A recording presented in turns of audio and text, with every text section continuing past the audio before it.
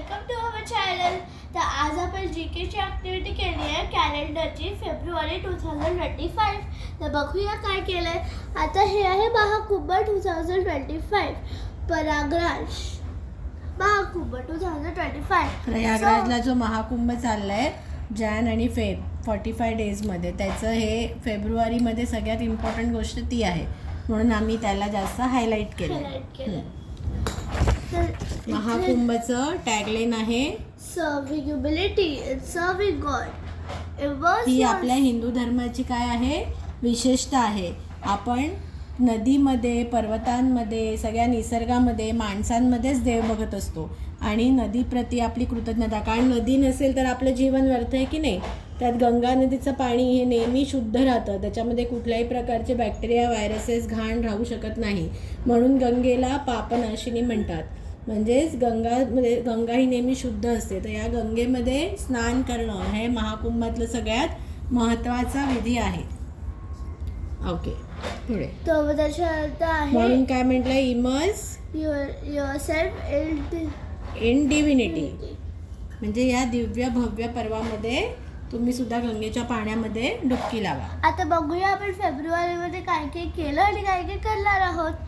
तर आता आपल्याला 2 फेबला संडेला 2 फेबच्या आधी फेब्रुवारीमध्ये मराठी महिना असतो माघ महिना चालू असतो. तर पहिल्या दिवशी होता माघी गणेश जयंती. या दिवशी लोक नवसाचे गणपती आणतात, म्हणून आम्ही ते हायलाईट केलं आहे. हे आहे सरस्वती पूजा वसंत पंचमी. म्हणजे काय, सगळ्यात महत्त्वाचा दिवस मानला जातो आणि सगळे आर्टिस्ट, नृत्य, गायन या ह्याच्यातले क्षेत्रातले आणि सगळ्या क्षेत्रातले सरस्वती पूजा करतात.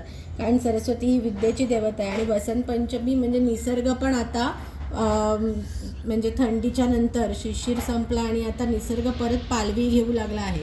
ते मार्क करायला वसंत पंचमी आम्ही ग्रीनमध्ये दाखवलं आहे. त्याच्यानंतर अमृत स्नान म्हणजे कुंभमेळ्यामध्ये जे काही महत्त्वाचे दिवस आहेत, ज्याला अमृत स्नान म्हटलेलं आहे, म्हणजे शाही स्नान, ते दिवस आहेत या फेब्रुवारी महिन्यातले 3, 4, 12 आणि 26 फेब्रुवारी. त्याला आम्ही हायलाईट केलं आहे.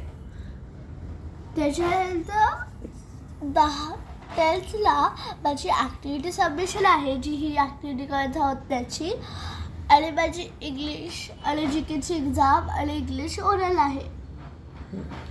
आणि ह्याच्यामध्ये जे ब्लॅक कलरने मार्क केलं ते सायशाने तिचं सगळं. कारण फेब्रुवारी महिना म्हणजे मुलांसाठी परीक्षेचे दिवस. म्हणजे इथे आपण पहिले तर विद्येची देवता गणेशाचं पूजन केलं, नंतर विद्येची देवता सरस्वतीला वंदन केलं आणि फेब्रुवारीमध्ये आपण काय केलं आहे, अभ्यासाला सुरुवात केलेली आहे. आणि परीक्षा आहे. सो 15 तारखेला जीके आणि म्युझिकचा पेपर आहे. त्याच्यानंतर 17ला ड्रॉइंग अँड कम्प्युटर आहे. 20पासून एक्झाम चालू होते. इंग्लिश, सायन्स, मराठी असं सगळं आम्ही याच्यामध्ये नोट केलेलं आहे. ओके, सो कशी वाटली तुम्हाला ही ॲक्टिव्हिटी? आवडली असेल तर लाईक, सबस्क्राईब आणि शेअर करायला विसरू नका. थँक्यू.